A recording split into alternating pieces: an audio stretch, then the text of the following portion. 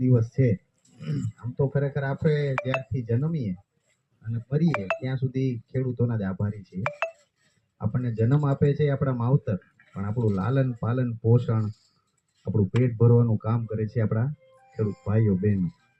તો ખેડૂતો માટે, ભાઈઓ બહેનો માટે એક શાયર થઈ ગયા, સરસ વાત કરી હતી.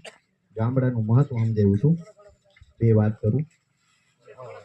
શ્રી મરહુમ ઇન્દોરી સાહેબે એવા શબ્દો કીધા છે કે મને તમને 2020ની સાલમાં કોરોના કાળની અંદર મળી ગયું છે કે આપણા કેટલાય ઘર પરિવારના બાળકો, આપણા દીકરા દીકરીઓ અલગ અલગ પ્રકારના વ્યવસાયો હેતુ મોટા મોટા શહેરોમાં ગયા, પણ જ્યારે આપદા આવી, કોરોના જેવી આપદા આવી અને શહેરોએ કીધું કે અમે તમારા નથી, ત્યારે સાચી વાત આપણને આપણા ગામડા આવે, ત્યારે આપણને ખેતીનું મહત્વ સમજાણું.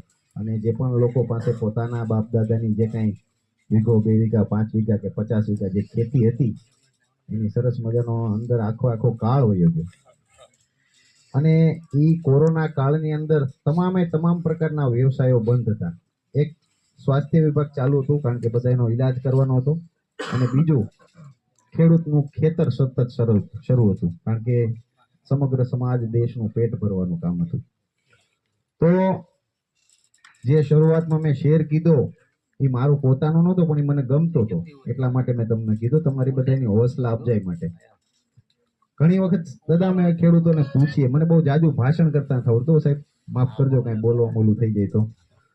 ઘણી વખત અમે ખેડૂતોને પૂછીએ કે ભાઈ તમારી પાસે કોઈ રોજગાર, ધંધો, બીજું કઈ છે, નોકરી, કોઈ કલેક્ટર હોય, કોઈ ડોક્ટર હોય, કોઈ એન્જિનિયર હોય, કોઈ વકીલ હોય, તો ભાઈ અમારી પાસે કઈ વ્યવસાય બીજો છે નહીં, બાપ દાદાની 2-5 વીઘા ખેતી છે, એની સિવાય કે કરિયાણાની દુકાન હોય તો કે ના ના, પંચરની દુકાન તો કે ના ના, લોખંડ ધંધાની દુકાન તો કે ના ના, ખેતી છે ભાઈ, આયકા કરીએ. તો કીધું ભાઈ ઈ જ મોટો ધંધો છે.